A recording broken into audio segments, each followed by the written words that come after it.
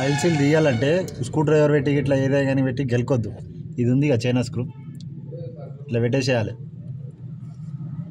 ఇట్లా పెట్టి full tight పెట్టేసేయాలి. ఇట్లా పెట్టి కొట్టిన ఇంతకుముందుకు నేను ఇట్లా పెట్టి ఫుల్ టైట్ చేసుకోవాలి. ఆయిల్ సీల్ తీసేది టెక్నిక్గా ఇట్లా టైట్ చేస్తే